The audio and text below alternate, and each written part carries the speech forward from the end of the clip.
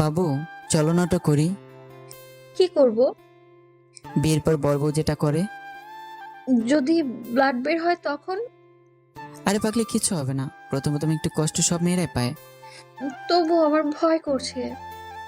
কায়েস মাধবীলতাকে বুকে টেনে নিয়ে দোগালে হাত রেখে কপালে চুমু দিল। ভয়ে মেয়েটার শরীর ঠক ঠক করে কাঁপছে। কায়েস মৃদু হেসে বলল, ভয় করছে তোমার? প্রচন্ড ভয় করছে। বিয়ের আগে এসব না করলেই নয় কি? পাগলি মেয়ে, করবোই তো বিয়ে। আর মাত্র 1 মাস পরেই বিয়ে করব। এই 1 মাস অপেক্ষা করতে পারবে না? প্লিজ মাধবী, না করো না। মাধবীলতা আর না করেনি। প্রচন্ড ভয়ে কায়েসের হাতটা শক্ত করে চেপে ধরেছিল। একটা দামি কামরা বুকিং করলো তাদের দুজনের জন্য। কায়েস হাসতে হাসতে রুমের ছিটকিনি লাগিয়ে নরম গদির বিছানায় বসে আছে মাধবীলতা মেয়েটা। ভয়ে মেয়েটার কালো ফ্যাকাশে রং হয়ে গেছে। কায়েস পাশে বসে হাতের উপর হাত রেখে বলল, শোনো, বলো। বিয়ের পর আমাদের একটা বাচ্চা হবে। তখন এসব কষ্ট আর মনে পড়বে না।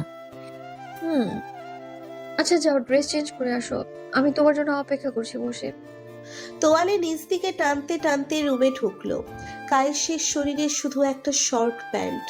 মাধবীলতা আশ্চর্য হয়ে বলল, কোনো সেফটি ব্যবহার করবে না? আরে বোকা, এখন সেফটি লাগবে না। তোমার বাঁচানোর বয়স হয়নি এখনো, চিন্তার কিছুই নেই।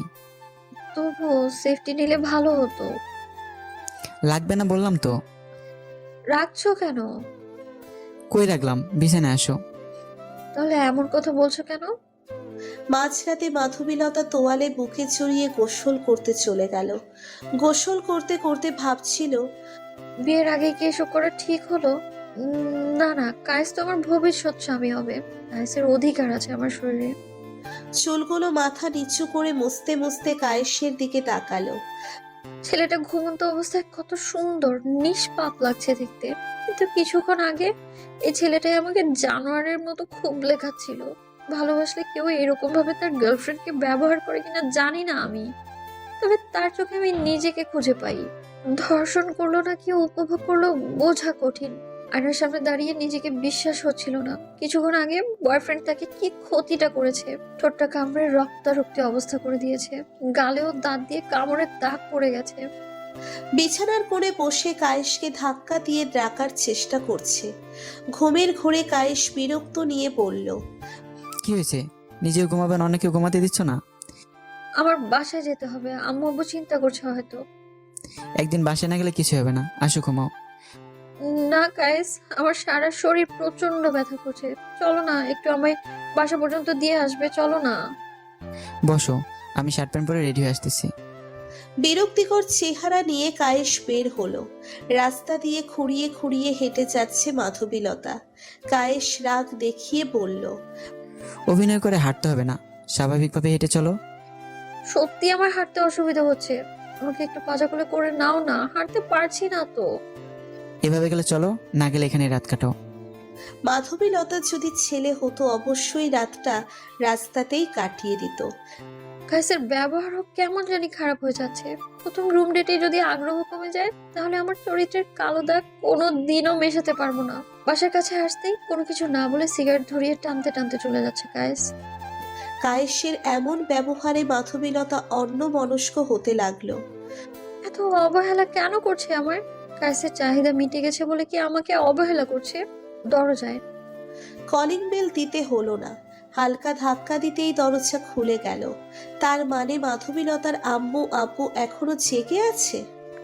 টিপ টিপ পায়ে মাধবীলতার রুমে ঢোকার চেষ্টা। তার আব্বু আম্মু সোফায় বসে গালে হাত রাখা। চিন্তায় পড়লে যেন হয় মানুষদের।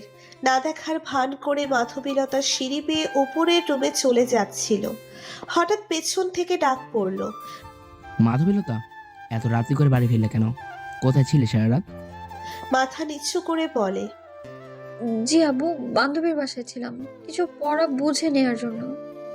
মাধবীলতার আম্মু রেগে গিয়ে বলল, মাঝরাতে পড়া বুঝে নিতে গিয়েছিলি, তাহলে ঘোরাচ্ছিস কেন?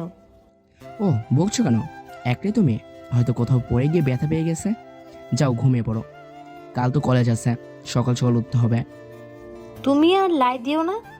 লাইট দিতে দিতে মাথায় তুলে ফেলেছো। বড্ড জেদি মেয়ে আমার, কোনো কথাই শোনে না। বাচ্চা মেয়ে বোঝে কম, একটু তো যেতে হবেই। সারা রাত জেগে কার সঙ্গে যেন কথা বলে, আর তুমি বলছো বাচ্চা মেয়ে। একটু বেশি খোঁজ খবর রাখতে হবে, বলা তো যায় না। হয়তো বান্ধবীদের সাথে কথা বলে। আমাদের মেয়ে মোটেও এরকম নয়, বুঝলে? একদিন ঠিকই এর ফল ভোগ করতে হবে। মাধবীলতার আব্বু আম্মু অন্য রাতের মতোই ঘুমিয়ে পড়ল। একদিকে মাধবীলতার দু চোখে একটু ঘুম ধরছে না, একবার এপাশ আবার ওপাশ ফিরছে নরম বালিশে মাথা রেখে। শরীরের ব্যথার সাথে কায়েসের আচরণ নিয়ে চিন্তায় বিভোর মেয়েটা। বারবার মনে একই প্রশ্ন উকি দিচ্ছে, কায়েস আমাকে বিয়ে করার স্বপ্ন দেখিয়ে ভোগ করছে না তো? পরের দিন ব্যথার শরীর নিয়ে কলেজ করতে চায়নি মাধবীলতা। সারাটা দিন নাভির নিচে ব্যথা অনুভব করে।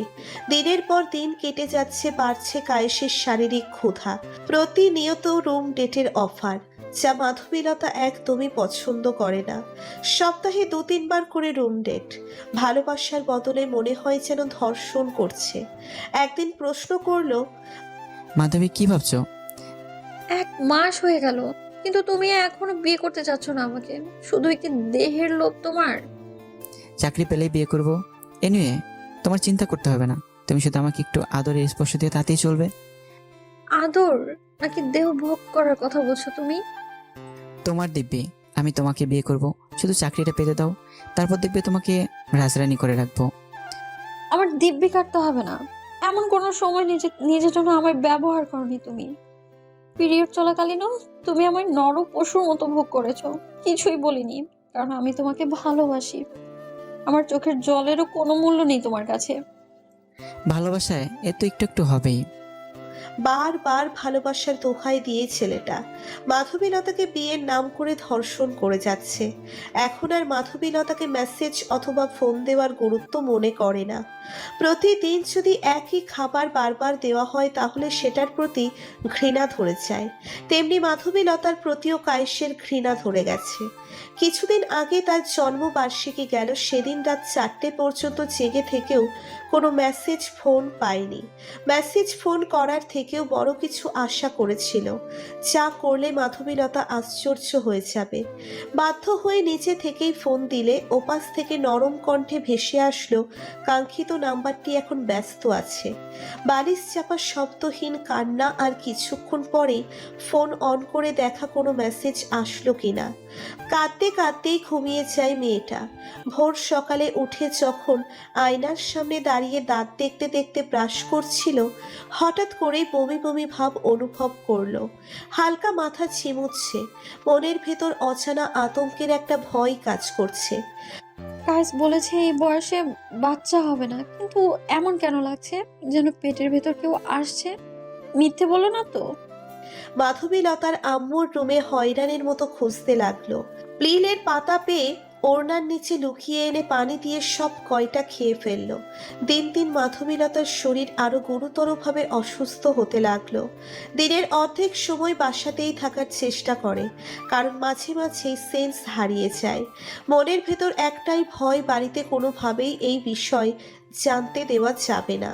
শরীরটা বেশি খারাপ লাগায় কলেজ থেকে আজ বাসায় তাড়াতাড়ি ফেরার চেষ্টা করা। বাসায় এসে কলিং বেল বাজাতেই নিচে মাথা ঘুরে পড়ে যায়। মাধবীলতার আম্মু এমন অবস্থা দেখে মেয়েটার আব্বুকে ফোন দিয়ে ডাক্তারের কাছে আসতে বলে। ডাক্তারের রোগী দেখার রুমে 3 জনেই বসে আছে। মাধবীলতা লজ্জায় মাথা নিচু করে আছে। ডাক্তার প্রথমে বলল, আপনার মেয়ে কি বিবাহিতা? না, কেন? আপনার মেয়ের পেটে 7 মাসের বেশি সময় ধরে একটা বাচ্চা জন্ম নিছে। এমন কথা শুনলে যেন কোনো বাবা মায়েরই মনটা চাইবে মেয়েকে বিষ খাইয়ে মেরে ফেলি, কিন্তু কেউ সেটা করতে পারে না। হাজার হলেও সেটা তার সন্তান। মনে হচ্ছে আকাশ ভেঙে মাথায় চুরমার হয়ে পড়েছে। মাধবীলতার আম্মু মেয়ে হওয়ায় ভালো করেই জানে বাচ্চা নষ্ট করা যায়। ডাক্তারকে বলল, ডাক্তার, বাচ্চাটা নষ্ট করা যাবে না? আম্মু, ওটা আমার সন্তান, আমার পাপের শাস্তি। আমার সন্তান কেন পাবে? চুপ ডাইনি, নিজের সন্তান কাকে দাবি করছিস? ওটা একটা জারদ সন্তান, তোর পাপ কর্মের সন্তান। মাধবীলতা কান্না শুরু করে দিল। মাঝখানে ডাক্তার বলল, বাচ্চা এখনো নষ্ট করা সম্ভব না। আপনারা চাইলে কয়েক সপ্তাহ বাদে অপারেশন করাতে পারেন। এখন নষ্ট করলে মা এবং সন্তান দুজনেরই ঝুঁকি আছে। আমি আগেই সন্দেহ করেছিলাম তোমার মেয়ের পেট বেড়ে যাওয়া নিয়ে। না, তুমি বলেছিলে মেয়ে মোটা হচ্ছে। মোটা হলে কোনো মেয়েরই এভাবে পেট বেড়ে যায় না। মাধবীলতার বাবাকে ইঙ্গিত করে এসব কথা বলল। মেয়ের এরকম কাজে বারবার লজ্জায় মাথা নিচু হয়ে যাচ্ছে। লজ্জায় টকবক করছে বাবার চেহারাটা। টোল পড়া গালে লজ্জায় লাল দাগ রং স্পষ্ট ছাপ। চেয়ারটা সরিয়ে দিয়ে উঠে গেল নিজস্ব গাড়িতে। এক হাতে ড্রাইভিং করছে, অন্য হাতে জ্বলন্ত সিগারেট।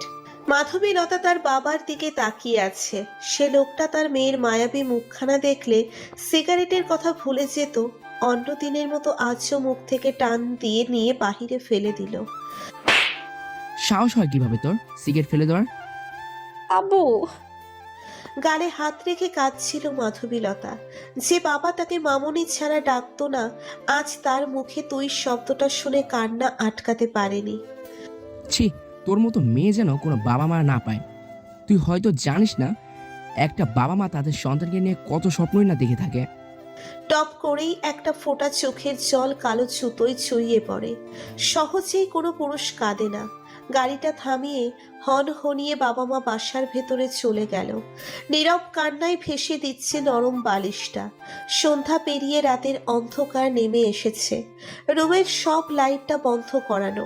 পাগলের মতো ছুটে গেল মোবাইল ফোনের কাছে। কায়েশ বারবার মাধবীলতার ফোনটা কেটে দিচ্ছে। সে এখন অন্য মেয়ের জন্য ব্যস্ত।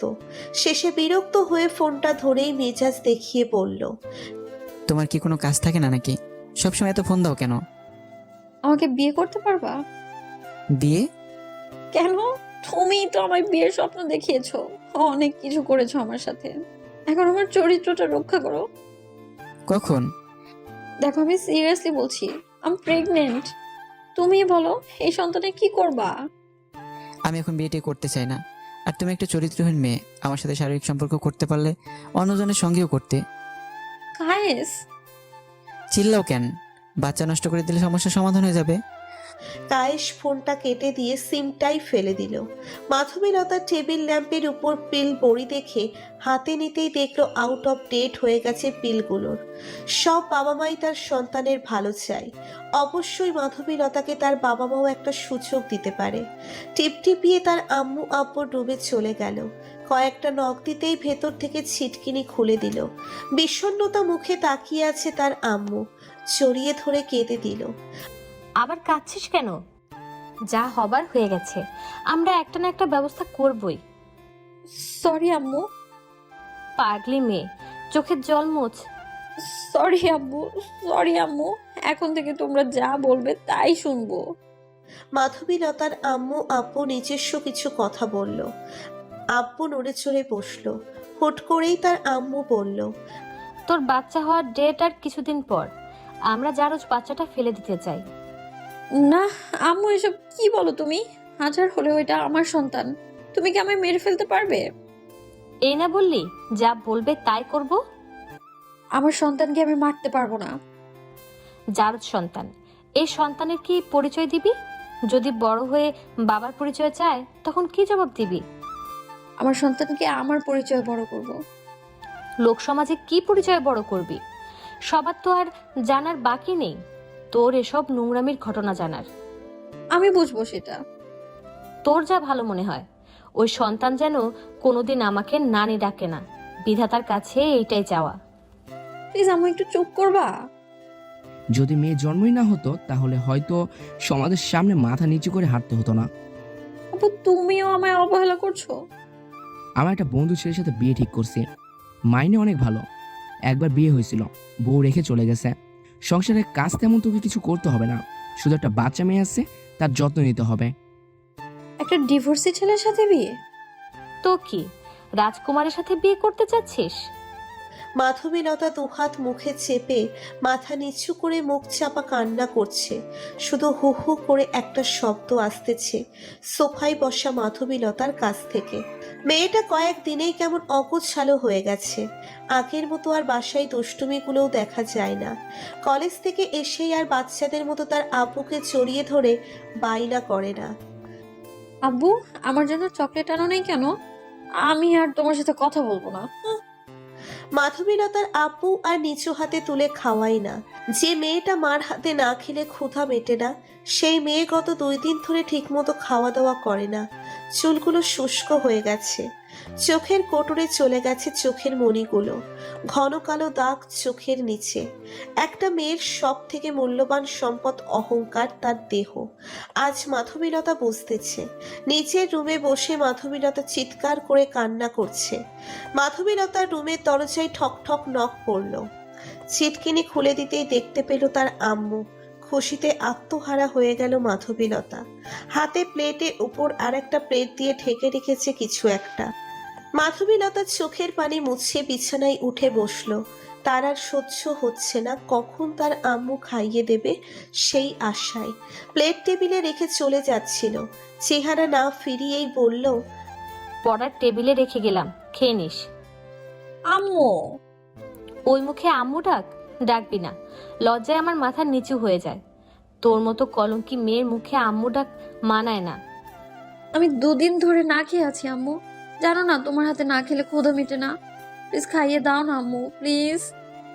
তোকে খাইয়ে দিতে ইচ্ছে করে না। এখন বড় হয়ে গেছিস, কলেজে পড়িস, আবার রুম ডেটেও যাস। এখন কি আর ছোট আছিস যে খাইয়ে দিতে হবে? সরি আম্মু, এমন ভুল আর হবে না। কিছু ভুল কখনোই মেনে নেওয়া যায় না। বড় বড় ভুল সরি বলেই সমাধান করা যায় না। মুখে আঁচল চেপে কান্না করতে করতে চলে গেল। মেয়ের সামনে মুখোমুখি হয়ে হয়তো এসব কথা বলতে পারতো না। অনেক ভালোবাসেছে মেয়েটাকে, তাই তো চেহারা না ফিরিয়েই কথাগুলো বলল। বিছানা ছেড়ে শাওয়ার নিল। বেশ কিছুক্ষণ শাওয়ার নিল যেন মনটা একটু ফ্রেশ হয়ে যায়। তোয়ালে দিয়ে মাথা ঝুঁকে চুল মুছতে মুছতে রুমে ঢুকে দেখলো বিছানায় পড়ে থাকা ফোনে অচেনা নাম্বার থেকে কল এসেছে। কেটে দিল কলটা। আবারও কল আসলো। বিরক্তি কল নিয়ে ধরে রাগ দেখিয়ে বলল, কি সমস্যা কি আপনার? বারবার বিরক্ত কেন করছেন? পরিচয় কি আপনার? আমি সোহান। চিনলাম না আপনাকে। কে আপনি? ঠিক করে বলুন তো।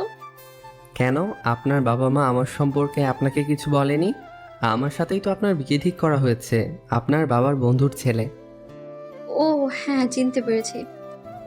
আসলে খুব ব্যস্ত থাকার জন্য আপনাকে ফোন দিতে পারিনি।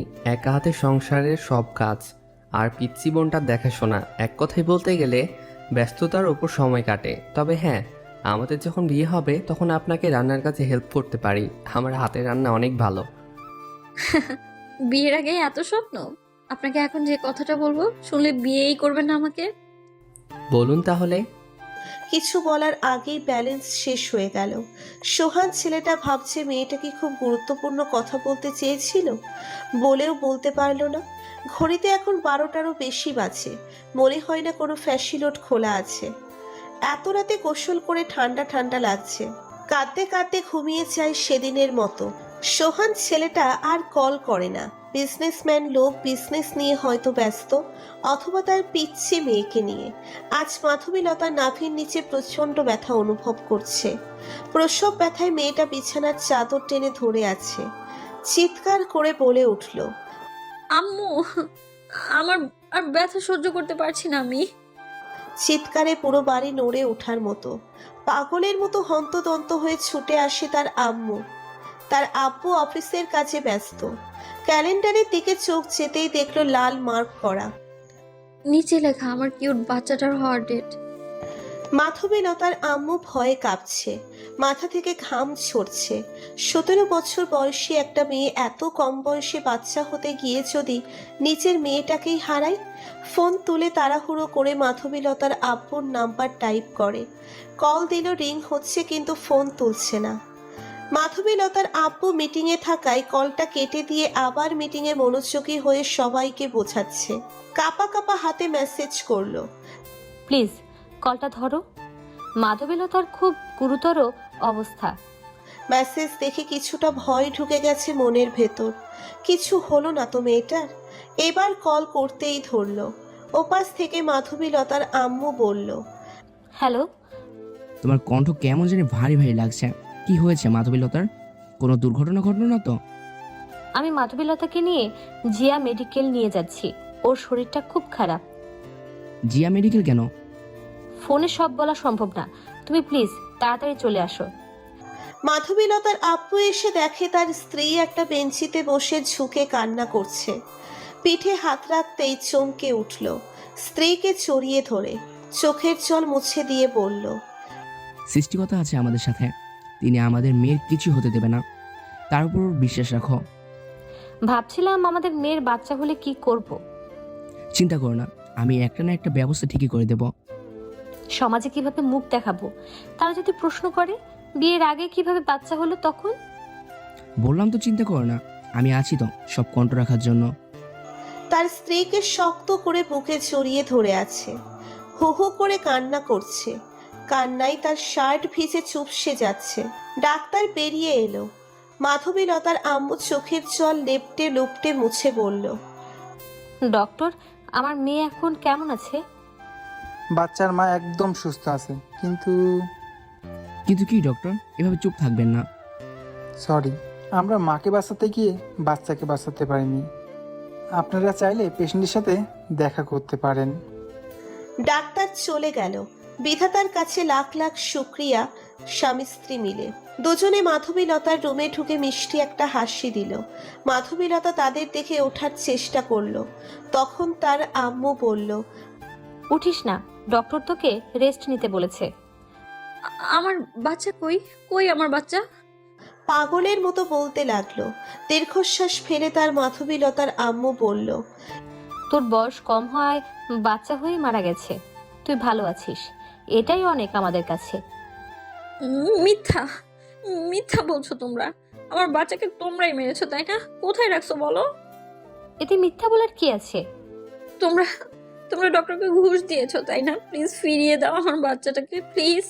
তোমরা যা বলবে আমি সব করতে রাজি। বিশ্বাস না হলে ডক্টরকে বল, তারাই জানে বাচ্চা মারা গেছে নাকি বেঁচে আছে। তোমরা এতটা নিষ্ঠুর কিভাবে হতে পারলা? একটা নিষ্পাপ বাচ্চাকে কেন মারলে? এরই মাঝে চলে আসে মাধবীলতার আব্বু।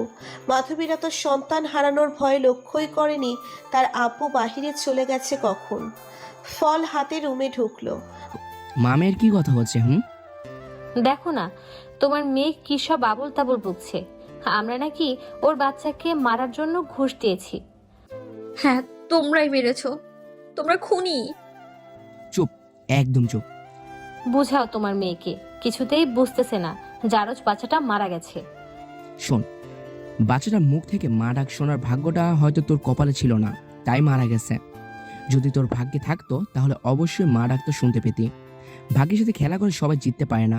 ভুলে সব অতীত, নতুনভাবে জীবনযাপন করে। কিন্তু আব্বু। আমি কোনো কিন্তু শুনতে চাই না।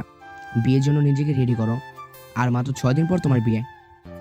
আব্বু, আমি বিয়ে করতে চাই না। কেন? কায়েসকে বিয়ে করতে ইচ্ছে করে? বল না তাহলে তোর কায়েসকে বিয়ে করতে। সব কথার এক কথা, আমি যাকে পছন্দ করেছি তার সাথেই তোর বিয়ে হবে। কথাগুলো বলে উঠে চলে গেল তার অফিসের কাছে। কান্নায় ভেঙে পড়া মাধবীলতাকে তার আম্মু বারবার বোঝাচ্ছে। এভাবেই কেটে গেল 6 দিন। কিন্তু মাধবীলতার এখনো কোনো বিয়ের প্রস্তুতি নেওয়া হয়নি। আগ্রহ থাকলে তো প্রস্তুতি নেবে। তার বান্ধবীরা হাতের স্বর্ণের বালা পরিয়ে দিচ্ছে, কেউ বা মেকআপ করিয়ে দিচ্ছে, কিন্তু বারবার মেকআপগুলো লেপটে যাচ্ছে।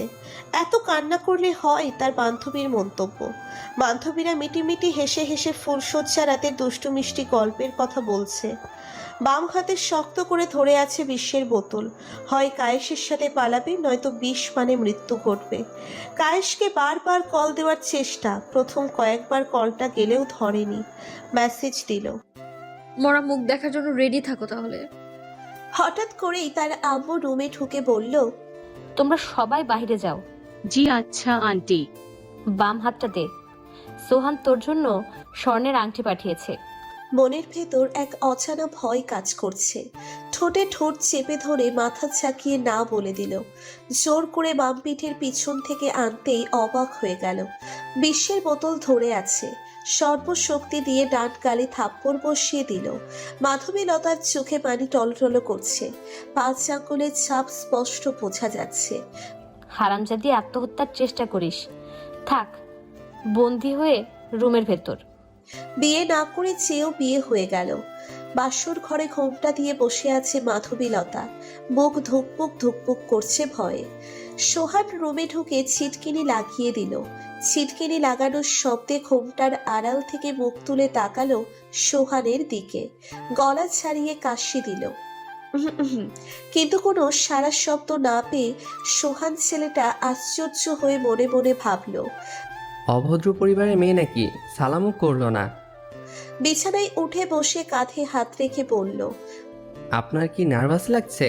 প্রথমবার সবারই নার্ভাস লাগে, তবে আপনার সবার মতো বাসরাত হবে না।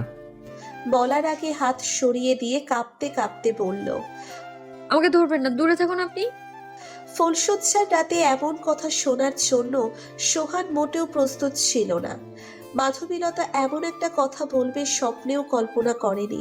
প্রথম যেদিন বিয়ের কথা বলা হয়েছিল, মাধবীলতা নামটা শুনেই মনে মনে ভাবে, বাহ, বেশ সুন্দর নাম তো, মাধবীলতা। যদি মধু নাম ডাকি তাহলে আরো সুন্দর মানাবে। তখন মাধবীলতার আব্বু হালকা ধাক্কা দিয়ে বলে, সোহান, তুমি কি কিছু ভাবছো? না আঙ্কেল, আমি বিয়েতে রাজি, যদি কোণে রাজি থাকে তো। ছবি না দেখেই পছন্দ করলে? তবে আজই বলো না কেন, মেয়ে আমার কিন্তু মাশাআল্লাহ দেখতে, ছবি দেখেও সুন্দরী। নিজের মেয়ের এরকম প্রশংসা শুনে প্রথম দিনেই খটকা লাগে।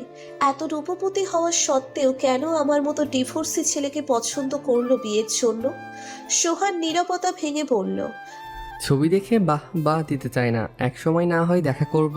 আজ উঠি, একটা আর্জেন্ট মিটিং আছে। হঠাৎ করেই কাপা কাপা মেয়েলি কণ্ঠ সোহানের কানে আসলো। কল্পনাতে হিম হয়ে থাকা চোখ বাস্তবে ফিরে মাধবীলতার দিকে তাকালো।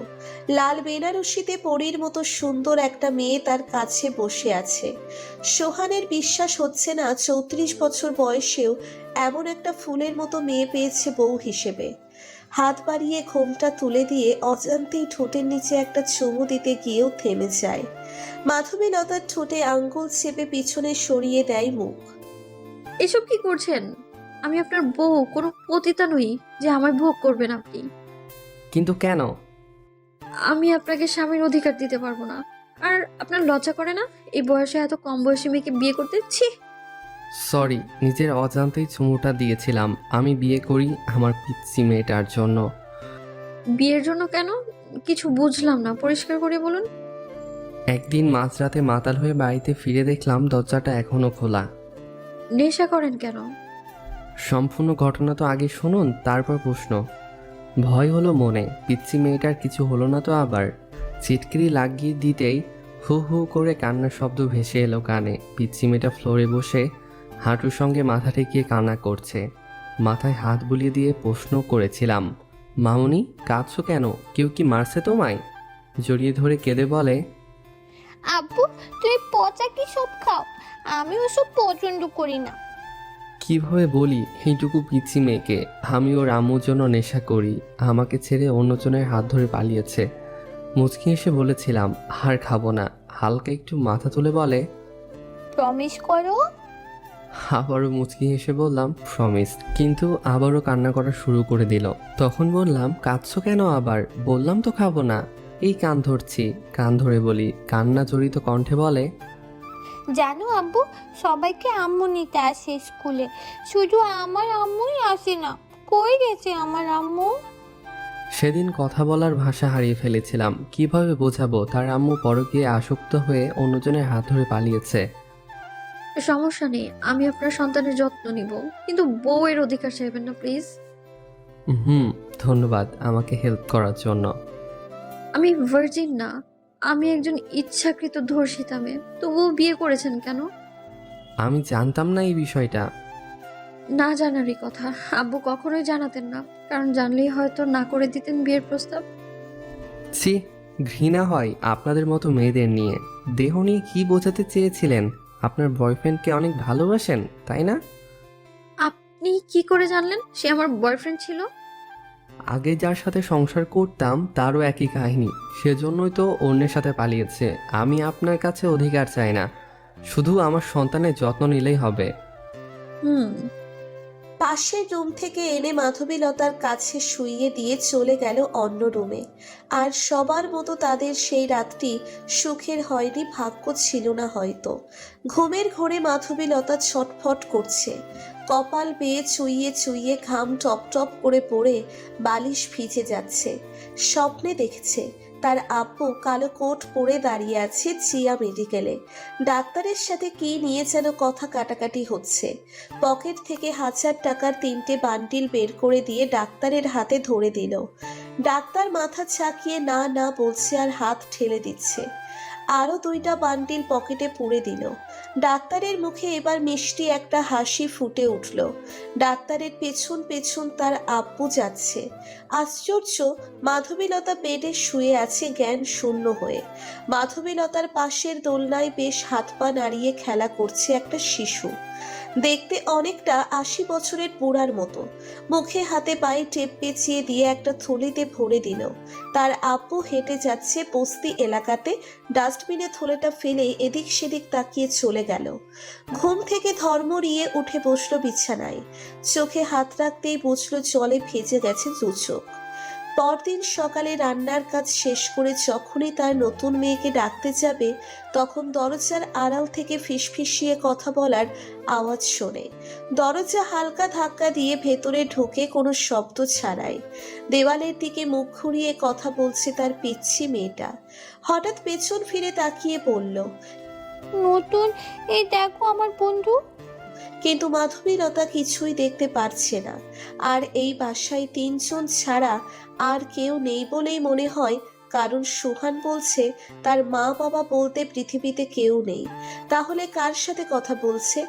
একটা পিচ্চি মেয়ে দেখতে পাচ্ছে, কিন্তু আমি কেন দেখতে পাচ্ছি না? আশ্চর্য করার মতো ঘটনা।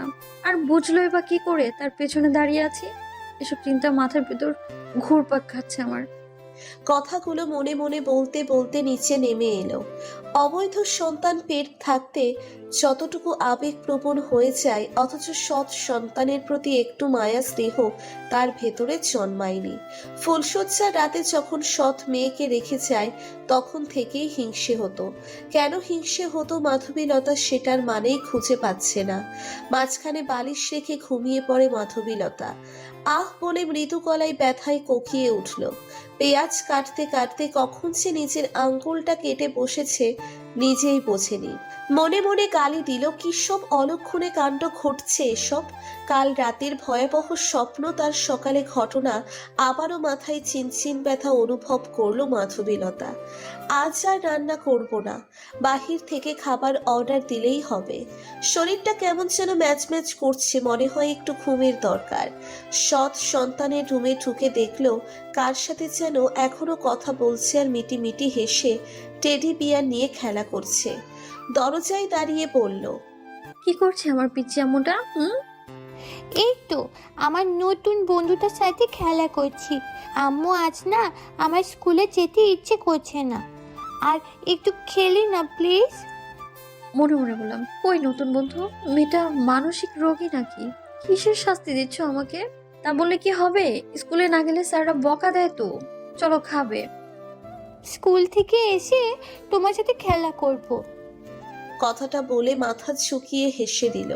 টেডি বিয়ার বিছানার উপর আছড়ে ফেলে দিয়ে মাধবীলতার হাতটা ধরে মুচকি হাসি দিয়ে মাধবীলতা গাল টেনে বলল, তোমার নাকি আম্মু? পিচ্ছিটা ভুরু বাঁকা করে তাকিয়ে রইল। কি ক্যারেক্টার মাইরি, তাই না? নিজের সন্তানের নামটাও জানে না, আবার নিজের সন্তান ভাবলেও ভুল হবে সৎ সন্তান। ভুরু টান টান করেই বলল, জেনিফা। অনেক মিষ্টি নাম রাখছে তো তোমার আব্বু। জি না, এই নাম আমার দাদু ভাই রেখেছে। শান্তভাবেই সকালের নাস্তাটা শেষ করে স্কুলে রেখে আসে জেনিফাকে। ফিরে এসে জেনিফার রুমটা পরিষ্কার করতে চায়। বাচ্চা মেয়ে রুমটা হয়তো অগোছালো থাকে, সেটা ভেবেই রুমে ঢোকে। রুমে ঢুকেই ভয়ে বুক কেঁপে ওঠে। জেনিফাকে স্কুলে রেখে আসার আগে টেডি বিয়ারটা তো এরকম ছিল না। টেডি বিয়ারটাকে দেখে মনে হচ্ছে কেউ জানোয়ারের মতো ছিঁড়ে ছিঁড়ে খেয়েছে। রাগ হলে যেমন হয় তেমন দেখাচ্ছে। সব রাগ টেডি বিয়ারের উপর ছাড়লো। ক্রিং ক্রিং শব্দে মাধবীলতা চমকে গেল। সোহানের কল স্ক্রিনে ভাসতেছে। নিজেকে শান্ত করে কলটা ধরলো। হ্যালো সোহান, কিছু বলবা? আশ্চর্য, কথা না বলে রেখে দাও, এভাবে বিরক্ত করো কেন? না মানে? কি না মানে? রাখছি। আরে আরে থামুন, আমি মেয়ের প্রতি একটু নার্ভাস ফিল করি। আজ আসতে অনেক রাত হয়ে যেতে পারে। তো জেনিফাকে একটু কাছে কাছে রাখবেন, বিশেষ করে ছাদে একদমই যেতে দিবেন না। টুট টুট কলটা ওপাশ থেকে কেটে দিল। সোহান ছেলেটা একরাশ লম্বা নিঃশ্বাস ছেড়ে কাজে মনোযোগী হলো। খুব শীঘ্রই রাত হয়ে গেল। অবশ্য রাতে ডিনার করার সময় মাধবীলতা একটা বিষয় লক্ষ্য করলো। কার সাথে যেন জেনিফা আবারও কথা বলছে, তবে সাধারণভাবে নয়, রাগী মেজাজ নিয়ে। ডিনার শেষ করে শুয়ে পড়ল বিছানায়। জড়িয়ে ধরে দুটি ছোট হাত দিয়ে জেনিফা। ঘুমের ভেতর থেকেই শরীরটা ঘামতে শুরু করলো। চিৎকার করছে কিন্তু কোনো শব্দ বের হচ্ছে না। একটুও নড়তে পারছে না মাধবীলতা। ঘুটঘুটে অন্ধকার রাজ্যে মনের ভেতর অজানা এক ভয়ের আতঙ্ক। একটা বৃদ্ধা বাচ্চা জেনিফার সামনে দাঁড়িয়ে, পাটা ছোট আর একটা বড়, ইয়া বড় বড় নখ, চোখ দুটো সম্পূর্ণ কালো, যা সাধারণ মানুষের হয় না। হঠাৎ ছোট ছোট হাতগুলো হয়ে ক্রমশ সরু আর লম্বা হচ্ছে, হাওয়াতে সাপের মতো এঁকে বেঁকে ভাসতেছে। কিছু বুঝে ওঠার আগেই বৃদ্ধ বাচ্চাটা লম্বা হাত দিয়ে গলায় পেঁচিয়ে ধরল। দম যেন আটকে যাচ্ছিল, হাত ছাড়ানোর চেষ্টা করছে, কিন্তু বৃদ্ধ বাচ্চার শক্তির সঙ্গে কিছুতেই পেরে উঠছে না। চেহারায় সেই ভয়ঙ্কর হাসি গলা শুকিয়ে কাঠ করে দিচ্ছে। অবাক করা ব্যাপার হলো, বৃদ্ধ বাচ্চাকে দেখতে কিছুটা 80 বছরের বুড়োদের মতো। অবাক করিয়ে দিয়ে বাচ্চাটার শরীর থেকে সম্পূর্ণ শক্তি শুষে নিচ্ছে।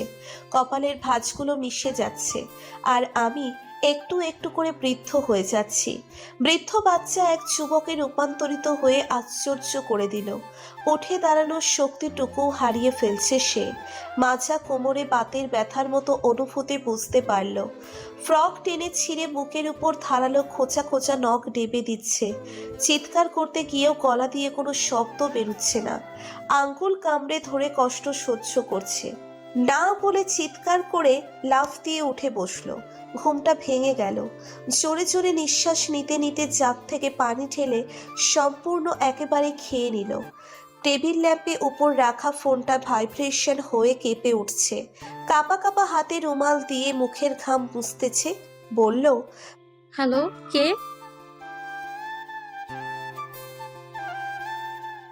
কেন, কি হয়েছে? বিছানার অন্য পাশে ফিরে লক্ষ্য করলো কোলবালিশ রেখেছিল জেনিফার ঘুমানোর পর। কোলবালিশ আছে, কিন্তু জেনিফা নেই কেন? মাথায় যেন আকাশ ভেঙে পড়ল। তড়িঘড়ি করে নিচে নেমে এসে কাঁদতে কাঁদতে বসে পড়ল। সোহান গাড়ি পার্কিং করার জন্য আসতেই দেখলো ভিড়। মাঝরাতে এত লোক কেন? কি হয়েছেটা কি এখানে? ভিড় ঠেলে সামনে যেতেই আত্মা কেঁপে উঠল। একটা পিচ্ছি মেয়ে, বয়স আনুমানিক 6 থেকে 7 বছরের মাঝামাঝি। কিন্তু অবাক কাণ্ড হলো, পিচ্ছি মেয়েটাকে দেখতে 80 বছরের বুড়ির মতো লাগছে। গলায় কেউ একজন শক্ত করে চেপে ধরেছিল। 5 আঙ্গুলের স্পষ্ট কালো দাগ দেখা যাচ্ছে। 6-7 বছরের পিচ্ছি মেয়েটার চেহারা দেখে বোঝা যাচ্ছে না এই মেয়েটা কে।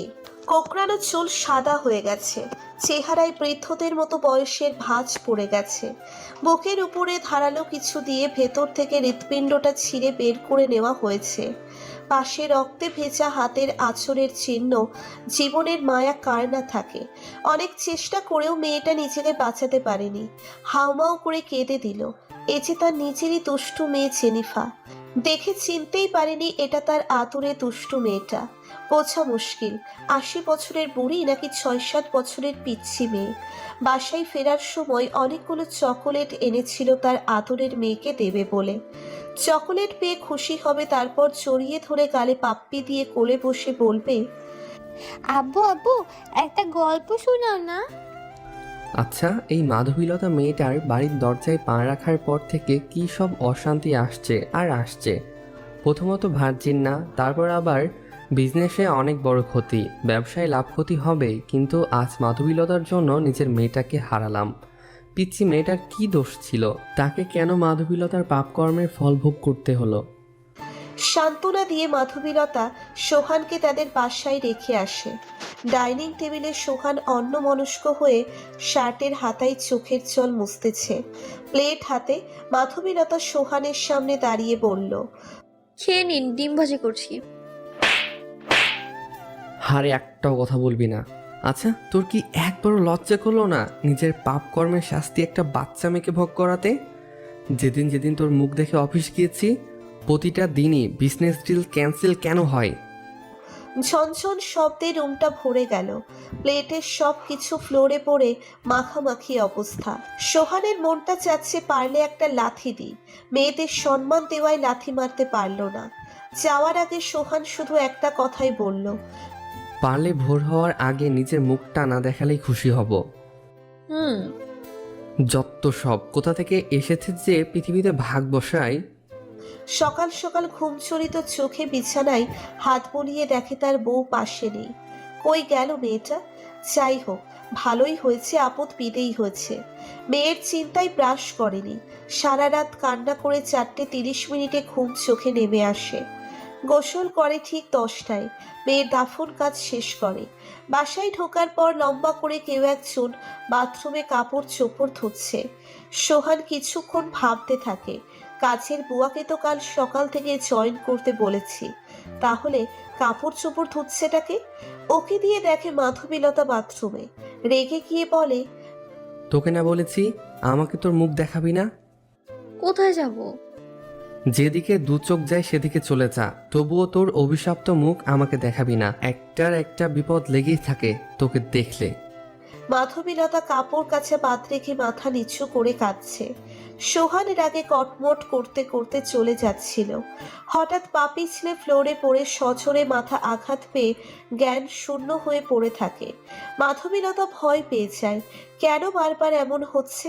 কাছের মানুষগুলোকে কেড়ে নিচ্ছে। সোহানের মাথায় পানি ঢেলে জ্ঞান ফিরিয়ে আনে।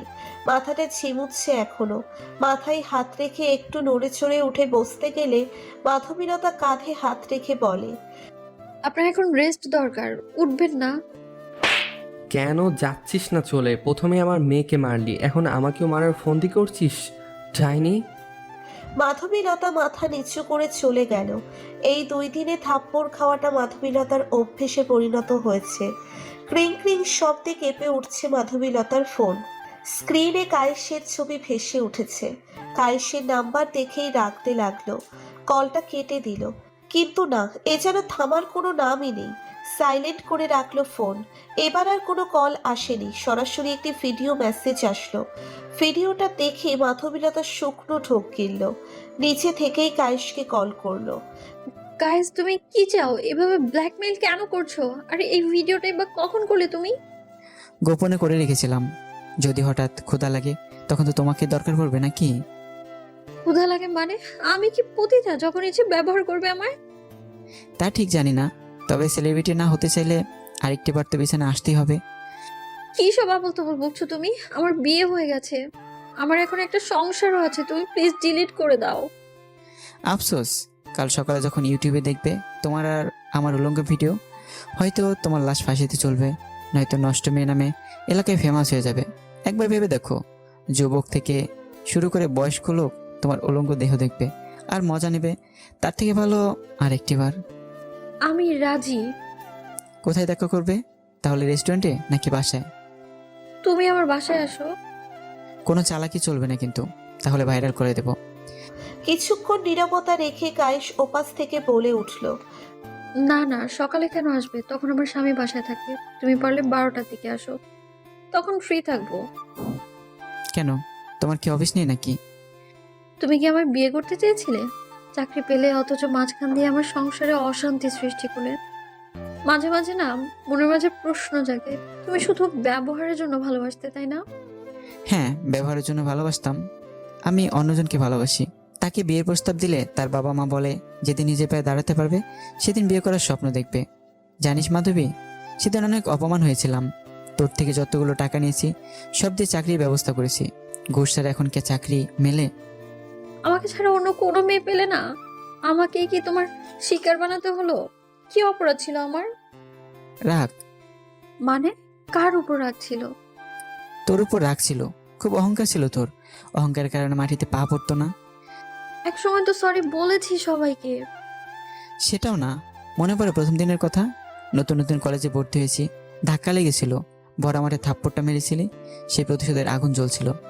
শুধুমাত্র একটা থাপ্পড়ের জন্য এইভাবে আমায় কলঙ্কিত করলে? নিজেকে নষ্ট মেয়ে মনে হয় নিজের কাছেই। আর আমি এখনো কলেজের মাঠে মাথা নিচু করে হেঁটে যাই, মনে পড়ে যায় পুরাতন কথাগুলো। আবারও সিগারেট খাচ্ছ? তোমাকে না বলেছি সিগারেট খাবে না, আমার এসব পছন্দ না। তো তুমি কিভাবে জানলে আমি সিগারেট খাচ্ছি? আমি যে ভালোবাসতাম তোমায়, আমার মন বলে দেয় তোমার সব কষ্টের কথা। দেখ, আমাকে নিজের চলনমী জাদুতে ফেলিস না। বিছানায় আসার কথার মাঝে এসব কেন টানছিস? হুম। তাহলে কাল দেখা হবে, এখন রাখি। শোনো, তোমার বিয়ে হয়েছে ওই মেয়েটার সাথে? আমরা অনেক সুখী শান্তিতে সংসার করছি, আর কিছুদিন পর আমি বাবা হব। বউ থাকতে আমি কেন? একটা জিনিস কি প্রতিদিন খেতে ইচ্ছা করে, নারীদের প্রতি সব পুরুষেরই একটু হলে আকর্ষণ থাকে। জানোয়ারের বাচ্চা, আল্লাহ তোদের একদিন না একদিন ধ্বংস করবেই। মাধবীলতা কাঁদতে কাঁদতে কথাগুলো কায়েশকে উল্লেখ করেই বলল। ওপাশে কায়েশ হা হা করে হেসে দিয়ে কলটা কেটে দিল। কায়েশ আবার কিছুটা নাস্তিক টাইপের লোক। মাধবীলতা ডাইনিং টেবিলে বসে ঘুমুচ্ছে। সোহান কলিং বেল বাজাতেই মাধবীলতা ঘুমের হাই তুলে বলে, বাইরে কিছু খেয়েছেন? টলো করে মাধবীলতার চোখে চোখ রেখে তাকিয়ে থাকে। আজ হঠাৎ এত ভালোবাসা? খোঁজ কেন নিচ্ছে? চেয়ার টেনে টেবিলে বসে সোহান।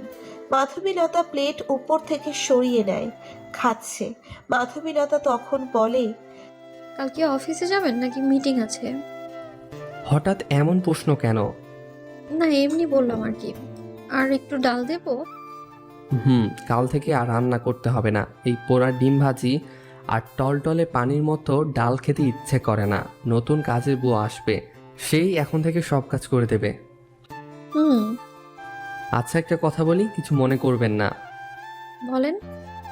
বেশ কিছুদিন ধরে উল্টোপাল্টা স্বপ্ন দেখছি। আমি আবার ভূত পেতে ভয় করি। কিছু মনে না করলে বিছানাটা দুজনে শেয়ার করতে পারি? না না, রাগ করবেন না, মাঝখানে কোলবালিশ রাখবো। সমস্যা নেই, তবে ধরার চেষ্টা করবেন না। চাদরটা দুজনের হচ্ছিল না। সোহান লাজুক ছেলে, লজ্জা বেশি পায়।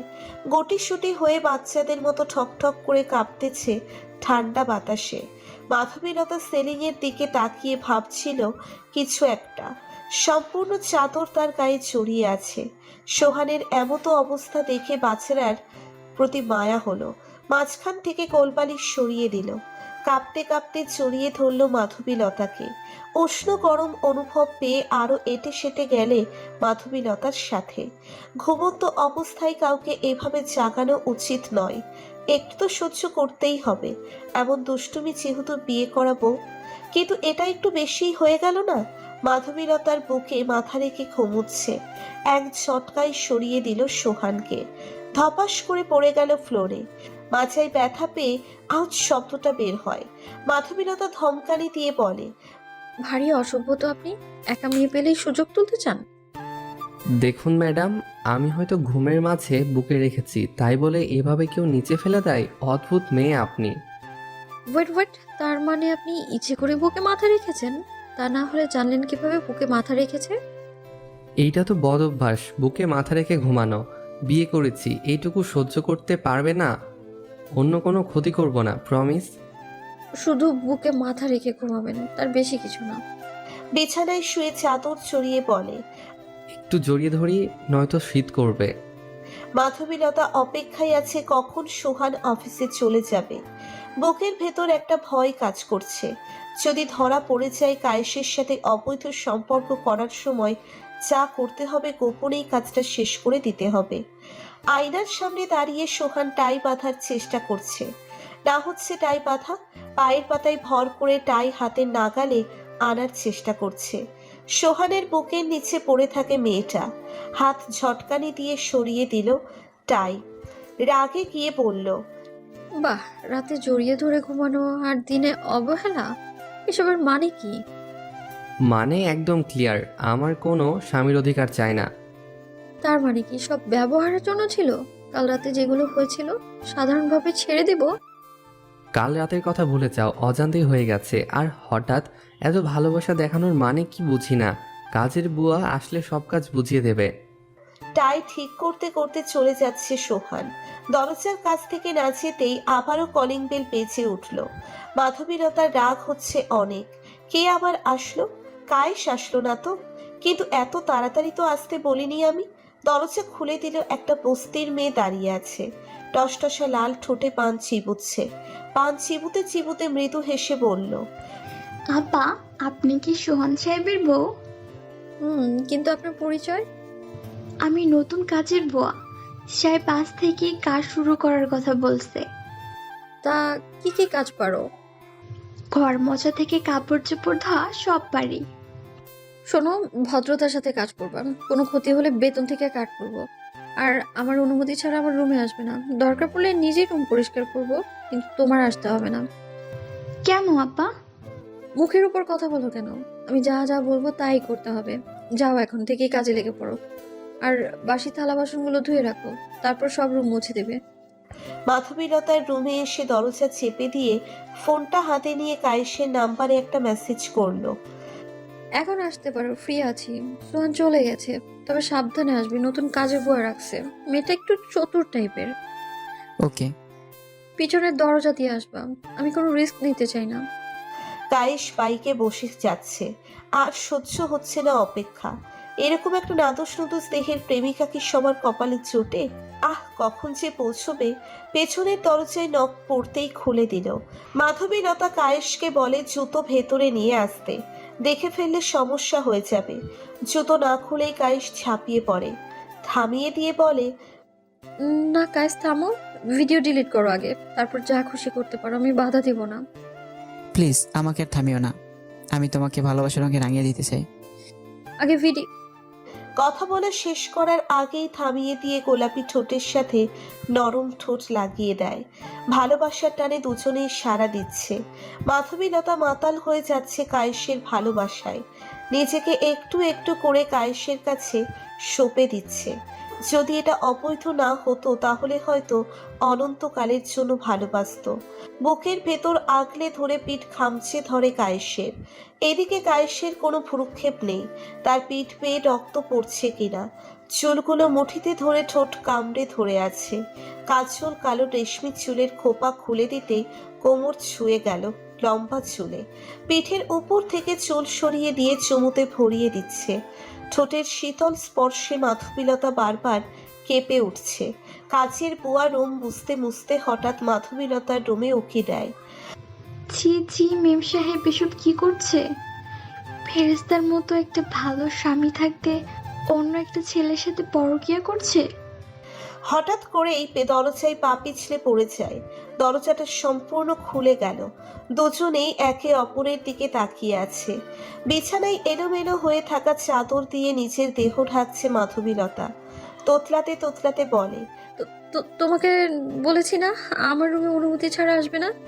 জানো আমি তো চাইলে তোমার চাকরি বাতিল করে দিতে পারি। কাজের বুয়া ভয়ে ভয়ে ফ্লোরে অস্বাভাবিকভাবে বসে আছে। যদি কোনো ক্ষতি করে তার। তোমার দুটি পায়ে পড়ি, প্লিজ এসব কথা কাউকে বলো না। আপনি আমার বড় বোনের মতো। আমার বোন হলে গালে নিজে 2টা থাপ্পড় দিয়ে দিতাম। কত টাকা লাগবে আপনার? আপনার নাকি একটা পিচি ছেলে আছে, তার পড়ালেখার খরচ দেবো আমি। গরিব হতে পারি কিন্তু লোভী নয়। বিশ্বাস করুন আমি বাধ্য হয়ে করছি, কারণ আমার ব্ল্যাকমেইল। ঠিক আছে, আমি এই বিষয়ে সাহেবকে কোনো কথা বলবো না। আপনারা বড়লোক মানুষ, অনেক কিছুই করতে পারেন, তবে আমাকে এর মাঝে জড়ায়েন না। কাজের বুয়া নিজের কাজে আবারও ব্যস্ত হয়ে গেল। মাধবীলতা ছিটকিনি লাগিয়ে দিয়ে বলে, গাইস এখন তো ভিডিওটা ডিলিট করো প্লিজ। কিছু করতে পারলাম না, ডিলিট কিভাবে করি? তুমি বরং আরেকটু বার সময় খোঁজো। ও ভয় করছে, সোহান যদি বুঝে ফেলে। যে ছেলে তার বই শরীরে হাত দিতে ভয় করে তার দ্বারা এসব সম্ভব না। তোমার মনের মতো একটা মানুষ আছে, তাহলে আমায় ব্যবহার করে লাভটা কি? কায়েস কিছু না বলে শুধু মাধবীলতাকে বুকে টেনে নিয়ে ঠোঁটে লম্বা একটা চুমু দিয়ে ছেড়ে দিয়ে শার্টের বোতাম লাগাতে লাগাতে চলে যায়। এবার পিছনের দরজা দিয়ে নয়, সামনের দরজা দিয়েই চলে যায়। দরজাটা লাগিয়ে দিয়ে মাধবীলতা কাজের বুয়ার কাছে দাঁড়িয়ে বলে, আপনার নামটা যেন কি? সকিনা। কেন বলেন তো? এমনি জিজ্ঞাসা করলাম, এই আর কি। আপনার হাতের কাজগুলো অনেক ভালো দেখছি, থালা বাসনে মুখটা পর্যন্ত দেখা যাচ্ছে। মালকিন, এটা টিভির অ্যাড না। মিথ্যা কথা না বলে কি বলবেন বলেন। আপনি সত্যি বলবেন না তো? বিশ্বাস রাখতে পারেন। আচ্ছা আপনি কাজ করুন, আমি গোসলটা সেরে আসি। কেমন যেন ঘাম ঘাম গন্ধ বেরোচ্ছে। আচ্ছা আপনি যান, আমি সব কাজ করে দিচ্ছি। আর মালকিন, আমার আজ একটু আগেই ছুটি লাগবে। প্রথম দিনই আচ্ছা, যখন লাগবে আমাকে বলে চলে যাও। জি আচ্ছা মালকিন। মাধবীলতা লম্বা একটা শাওয়ার নেয়। শাওয়ারের নিচে দাঁড়িয়ে চোখের পানি ফেলতে ফেলতে ভাবে, আমার জন্য কতগুলো জীবন নষ্ট হচ্ছে, শুধু একটা প্রেমের জন্য সব কিছু হারাচ্ছি। তবু কেন বারবার কায়েসের জন্য ভালোবাসা জাগে? হয়তো প্রথম প্রেম, তাই ভুলতে পারছি না। সকিনা, সকিনা, এই সকিনা। সামনে এসে দাঁড়াতেই মাধবীলতা বলে, আপনাকে না দুপুরের খাওয়াটা টেবিলে রেডি রাখতে বলেছি। কখন বললেন মালকিন? আমার যতটুকু মনে পড়ে আপনি কখনোই বলেন নাই। সরি, মনে ছিল না, কিছু মনে করবেন। বাংলাতে কথা বললেই খুশি হয়। সরি ফরি বুঝি না, আমরা মূর্খ মানুষ, ওসব বুঝি না। তাড়াতাড়ি খেতে দাও। আচ্ছা মালকিন, আপনার ওসব করতে লজ্জা করলো না? আপনার তো স্বামী আছে। চুপ করো। কেন মালকিন? ছুটি লাগলে নিয়ে নাও, কিন্তু একই কথা বারবার বলবে না। কাজের বুয়া টোপলা ভর্তি করে নিয়ে গেল ছেলের জন্য। মাধবীলতা নিজের রুমে এসে ভর দুপুরে ঘুমোলো। যখন ঘুম থেকে উঠল তখন রাত অনেক বেজে গেছে, প্রায় 12টার কাছাকাছি। একাধারে কলিং বেলের শব্দ শুনে মনে পড়ল, সোহান এখনো ফেরেনি। সোহান কি তাহলে কলিং বেল বাজাচ্ছে? দরজাটা খুলে দিতেই সোহান রাগ দেখিয়ে টাই টেনে টুনে খুলে বলে, একটা দরজা খুলতে এত সময় লাগে? আধা ঘন্টা ধরে শুধু কলিং বেল বেজে যাচ্ছে। ঘুমিয়ে পড়েছিলাম। ভোর সন্ধ্যায় কিসের ঘুম? মরার ঘুম ঘুমাও যত সব। খাবেন না আজ? না, ক্ষুধা নাই। নতুন কাজের বুয়া কি চলে গেছে? দুপুরে ছুটি দিয়ে দিছি। বাহ, প্রথম দিনেই ছুটি দিয়ে লোভ ধরিয়ে দিয়েছ। কাজের বুয়া পছন্দ না হলে নিজেই কাজ করতে পারিস না? তোর আব্বু কল করেছিল কি? না, কেন? আব্বুর কি হয়েছে? তারা ঠিক আছে তো? জানি না, শুনলাম ছাদ থেকে নাকি পড়ে গিয়ে মাথা গুরুতরভাবে ফেটে গেছে। কি এখন বলছেন এটা? একটা তো কল দিতে পারতেন। মহারানী তো ঘুমাচ্ছিলেন, কিভাবে বলি? দরজাটা খুললে তো বলবো। নেশার ঘরে সোহান মাতালের মতো হাঁটতে হাঁটতে রুমে গিয়ে গা এলিয়ে দিয়ে শুয়ে পড়ে। আমি গাঁজাখোর, নেশাখোর হতে পারি, কিন্তু কোনো মেয়ের ক্ষতি করিনি, প্রেম করার স্বপ্ন দেখি না। তবুও মেসেজে এসে কিছু কিছু মেয়ে উল্টাপাল্টা কথা বলে, মনে হয় তারাই নেশাখোর। এই সোহানের কোনো প্রেম নেই মেয়েদের ওপর। টাকার জন্য ভালোবাসা, আবেগ, প্রেম, পছন্দ, সুখ সব কিছুই হারিয়েছি, তাই টাকার পাগল। মেয়েদের দিকে চোখ তুলেও তাকাই না। প্লিজ মেসেজে খারাপ ভাষায় গালাগালি করে অপমান করবেন না। আর আমার মনে হয় না আজ পর্যন্ত কোনো মেয়েকেই আপু ছাড়া ডেকেছি। Good night. আমি একা একটা মেয়ে হয়ে রাস্তায় বের হবো এত রাতে? না থাক, কাল সকালে গেলেও হবে। এখন তো হাইওয়ের গেটটাও বন্ধ থাকবে। সোহানের জুতো চোরা খুলে দিয়ে মাঝখানে কোলবালিশ রেখে চুপটি করে ঘুমিয়ে পড়ে। সকাল হতেই মাধবীলতা জিয়া মেডিকেলে চলে যায়। এদিকে সোহান তাকে খুঁজতে খুঁজতে প্রচন্ড রেগে যায়। তখন ভাবলো, মাধবীলতা কি তার আম্মুর সাথে দেখা করতে গেল নাকি? হতে পারে সেখানেই গেছে। সোহান ও চিয়া মেডিকেলে চলে যায়। ফিসফিস আওয়াজ শুনে পর্দার পিছনে লুকিয়ে সব ঘটনা শোনার চেষ্টা করে। মাধবীলতা তার আম্মুর হাতের উপর হাতটা রেখে বলে, আম্মু আম্মু কিভাবে ছাদ থেকে পড়ে গেল? ছাদ? ছাদ তোর ছেলে? মাধবীলতা, তোর ছেলের মতো একটা বাচ্চা ভূতকে দেখে মাথা ঘুরে পা পিছলে ছাদ থেকে পড়ে যায়। কি এসব কি বলছো? আমার বাচ্চা তো জন্মের পরেই মারা গেছে। মারা যায়নি, আমরা প্ল্যান করে মেরে ফেলছি। অন্য সাধারণ সন্তানের মতো তোর সন্তান ছিল না, দেখতে 80 বছরের বুড়োর মতো। ডক্টরও আশ্চর্য হয়ে যায়, তাদের ডক্টর লাইফে এমন কোনো বাচ্চা দেখেনি তারা।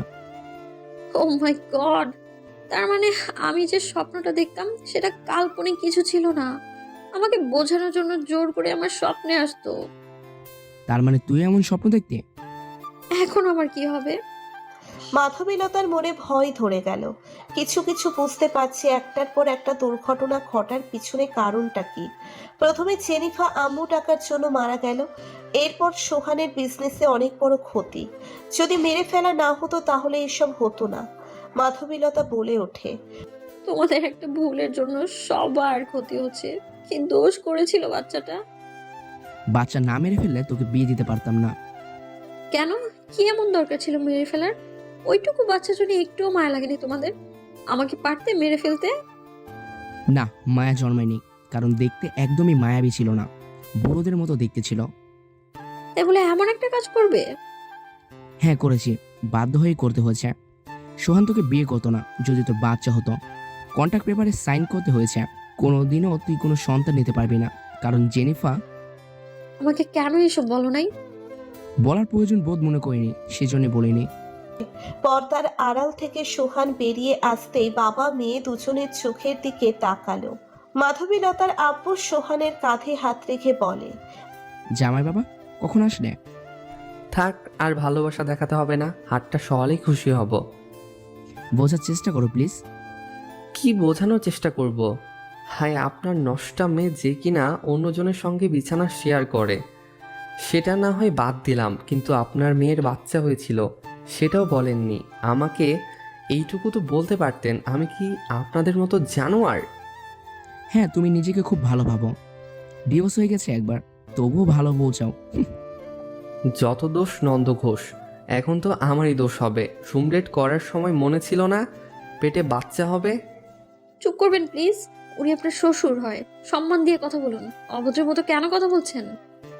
তিনিও ভুলে যাচ্ছে আমি তার জামাই, ছেলের মতো। আমি রাগ নিয়ে কথা বললে তার বোঝানো উচিত। অবুঝের মতো ঝগড়া করেই যাচ্ছে। হাজব ফ্যামিলি। সোহান, মুখ সামলে কথা বলুন বলছি, নয়তো ভালো হবে না বলে দিচ্ছি আমি। আমি আর কোনো কথা শুনতে চাই না। ডিভোর্স চাই। তোমার মতো নষ্টা মেয়ের সাথে সংসার করতে চাই না। কি ডিভোর্স? চিন্তা করিস না, 10 বছরের আগে তোকে ডিভোর্স দিতে পারবে না। আর যদি অত্যাচার করে তাহলে? নারী নির্যাতন মামলা করে দিব, তারপর দেখি তোকে কিভাবে ডিভোর্স দেয়। আইনের সাহায্য নেব। বাবা মেয়ে কি সুন্দর প্ল্যান করেছেন। না যেতে পারি ডানে, না যেতে পারি বামে। মাধবীলতার হাত শক্ত করে চেপে ধরে বলে, আহ, লাগছে, আস্তে ধরুন। বাসায় চলো। স্বামীর কথা তোমাকে শুনতেই হবে, এটা আমার অধিকার। না, আমি আম্মুকে রেখে যাব না, ছেড়ে দাও। খাচ্চুর্নি, তোর জন্যই। তোর আম্মু মৃত্যুর সাথে খেলা করছে। বাসায় চল, তারপর তোকে সোজা করার ব্যবস্থা করতেছি। কয়েক সপ্তাহ পর সোহান অফিসের জন্য রেডি হচ্ছে, এমন সময় মাধবীলতার চিৎকার শুনে ডাইনিং এর কাছে ছুটে গেল। থালা বাসন সব ছড়িয়ে ছিটিয়ে হয়ে ভেঙে পড়ে আছে।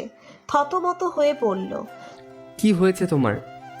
প্রসব ব্যথার মতো ব্যথা লাগছে, কিছু একটা করো প্লিজ, ব্যথা মরে যাচ্ছি। সোহান 5 কোলা করে তুলে নিয়ে ডাক্তারের উদ্দেশ্যে বলল। বাহিরে বসে সোহান অপেক্ষা করছে, মাথায় কি সব চিন্তা ভাবনা ঘুরপাক খাচ্ছে। এখনো পর্যন্ত দুজনে পাশ ঘেঁষেও বসেনি। তাহলে কিভাবে পেটে বাচ্চা আসতে পারে? আগে রিপোর্ট আসুক, তারপর বোঝা যাবে কিভাবে কি হলো। এখন এসব না ভাবলেই ভালো। ডাক্তার রুমের ভেতরে ঢুকলো, কিছুটা রাগী চোখ নিয়ে তাকিয়ে বলে, মেয়েটা আপনার কে হয়? কেন? হাস্যকর বিষয় হলো, মেয়েটার পেটে এর আগেও একটা বাচ্চা পাওয়া গেছে। কাইস নামে ছেলেটার ডিএনএর সাথে মিলে গেছে। এবার এবারে অন্যজনের ডিএনএর সাথে মিলে গেছে। 2 মাস আগে বাচ্চা হয়েছে, কিন্তু আশ্চর্য হওয়ার মতো ঘটনাটা হলো ডাক্তার কিছু বলতে গিয়েও আটকে গেল, কপালে এক বিন্দু ঘামের ফোঁটা। সোহান তখন বলে, চুপ করে থাকবেন না, তারপর বলুন। ভাবছি এই 2 মাসে কিভাবে 7 মাসের একটা সন্তান হতে পারে। এক্সরেতে বাচ্চাতে দেখে চমকে যাই। কেন?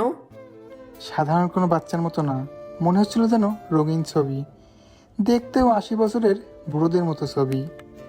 Delivery late? আজকে ক্যাশ কাউন্টারে 10,000 টাকা জমা দেবেন।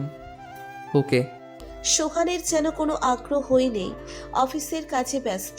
তার মনে একটাই রাগ, স্বামীকে যে সুযোগটা দিল না, অন্যজনকে আগেই দেওয়া হয়ে গেছে সেটা। ওদিকে মাধবীলতা বারবার নার্সদের ডেকে ডেকে সোহানের কথা জিজ্ঞেস করছে। 5ম বারের মতো ডাক দিতেই নার্স রাগে টগবগে হয়ে বলল, কি সমস্যা কি আপনার? সোহান নামের কেউ কি এসেছিল? বলছি তো, আসলে বলে দিব, আর মনেও হয় না আসবে। কানটা ঝালাফালা করে দিল মেয়েটা, যত সব পাগলের দল আমার কাপলেই জোটে। সোহান 10,000 টাকা ক্যাশ কাউন্টারে জমা দিয়ে মাধবীলতার কাছে আসে। মাধবীলতা হাতের ইশারায় কাছে ডেকে বলে, পাশে বসবে একটু, কয়েক মিনিট সময় দেবে? বলেন। ক্ষমা করে দাও প্লিজ, তোমার মতো একটা ভালো ছেলের অনেক ক্ষতি করে ফেলেছি। আরে না না, ক্ষমা চাইছেন কেন? এখনো আপনি করেই বলছেন? জানো, আমার কেন জানি মনে হচ্ছে আস্তে আস্তে আমার সময় কমে যাচ্ছে। সোহান কিছু না বলে বাহিরে গিয়ে বসে। চিন্তা একটু একটু তো হচ্ছেই বটে, পায়চারি করছে এদিক সেদিক। হঠাৎ একটা রক্ত ভেজা দেহ, সাদা ধবধবে শার্টটা ভিজে লাল হয়ে গেছে, মুখের এক পাশটা খারাপভাবে থেতলে গেছে। বাবা মা গলা ফাটিয়ে চিৎকার করে কায়েশ কায়েশ বলে ডাকছে। সোহান ভাবল, এইটা কি সেই কায়েস? মাধবীলতা দেখলে তো খুশির ঠেলায় আত্মহত্যা করে বসতো যদি এটা কায়েস হতো। অপারেশন থিয়েটার থেকে ডাক্তার বেরিয়ে আসলো, চোখে মুখে সোহানের চিন্তার ভাঁজ। ডাক্তারের চেহারাটা কেমন হতাশা প্রকাশ করছে। এখনই হয়তো মুভির মতো বলবে, সরি, আমরা আপনার স্ত্রীকে বাঁচাতে পারিনি, এদের হয়তো একবার বাংলা সিনেমায় চান্স দেওয়া উচিত। তখন ডাক্তার বলে ওঠে, সরি, আমরা আপনার স্ত্রীকে বাঁচাতে পারিনি। বাচ্চাটার কি হলো? কথাটা শুনে ডাক্তার নিজেই ভয় পেয়ে গেছে। ডাক্তার জীবনে এমন রোগী দেখেনি। বাচ্চা এক্সরেতে ঠিকই ছিল, কিন্তু মরা একটা বাচ্চা হলো, তাও বুড়োদের মতো দেখতে। সাথে সাথে মাও মারা গেল।